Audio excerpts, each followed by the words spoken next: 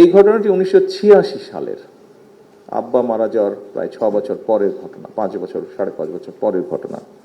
আমি প্রথমবার আম্মার সাথে ওমরা করতে গিয়েছি। এটি মাগরেবের, মক্কায় তখন আমরা, এটি মাগরেবের সময়কার ঘটনা। মাগরেবের পরে এশার নামাজের আগে আমরা সৌদি গভর্নমেন্টের দাওয়াতেই গিয়েছিলাম। তো তারা তখন, এখন যেরকম আপনারা নিশ্চয়ের মধ্যে অনেকে গিয়েছেন, এখন অনেক বড় বড় হোটেল ওখানে আছে, সেই সকল জায়গায় সরকারি মেহমান যারা থাকে তাদেরকে রাখে তারা। তখন খুব একটা কিছু ছিল না, তখন শুধু এখন যে হারাম শরীফটা, মক্কা মানে যে হারাম শরীফটা যত বড়, তখন আরো অনেক ছোট ছিল এবং চারিদিকে রাস্তা ছিল। তো আমাদেরকে যেখানে রেখেছিল ঠিক রাস্তার উপরে মক্কা হোটেল নামে একটা হোটেল ছিল। আপনারা অনেক আগে যারা গিয়েছেন এখানে যদি কেউ গিয়ে থাকেন, মধ্যে মক্কা হোটেলের সাথে পরিচিত আছেন। মক্কা হোটেল নামে একটা হোটেল ছিল, ওখানেই তারা কম বেশি মোটামুটি ভাবে গেস্টদেরকে রাখতো, তাদেরকে গভর্নমেন্ট যাদেরকে নিয়ে যেত। তা আমাদেরকে মক্কা হোটেলে রেখেছিল।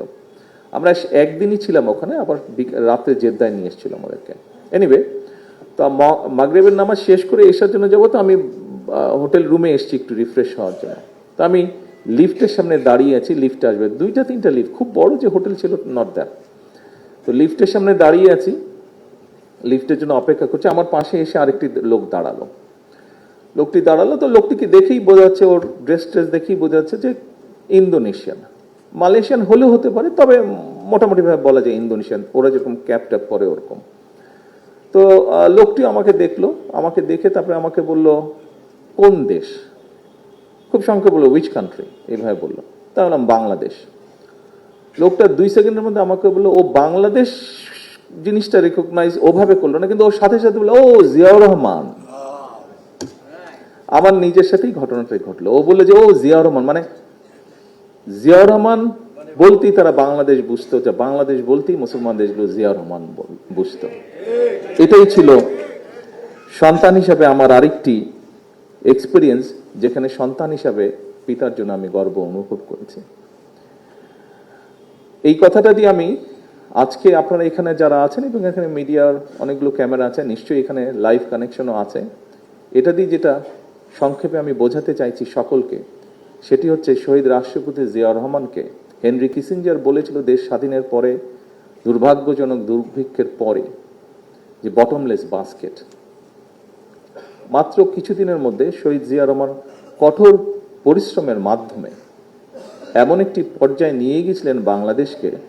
মহাশির সাহেব ওনার বক্তব্যে বলেছেন যে 1980-81 সালের দিকে বাংলাদেশ চাল রপ্তানি করেছিল। শহীদ রাষ্ট্রপতি জিয়া রহমানকে এত অল্প সময় এমন জায়গায় বিশ্ব দরবারে নিয়ে গেছিলেন যে মানুষ শহীদ জিয়া বা বাংলাদেশ বললে দুটোকে একসাথেই বুঝতো মানুষ। প্রিয় সহকর্মীবৃন্দ, উপস্থিত সকল উপস্থিতিবৃন্দ, আমরা সেই মানুষের বা সেই মানুষটার রেখে যাওয়া আদর্শ বা দলের রাজনীতি আমরা করছি। আজকে আমাদেরকে এই বিষয়টি আমাদেরকে অনুধাবন করতে হবে।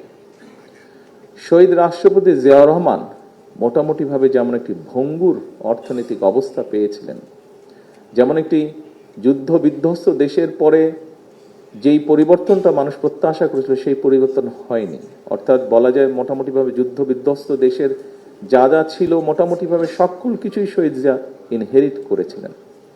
কিন্তু কঠোর পরিশ্রম, সততা, ডিসিপ্লিন সবকিছুর মাধ্যমে তিনি খুব অল্প সময় দেশের পরিবর্তন, অনেক পরিবর্তন সাধন করতে সক্ষম হয়েছিলেন।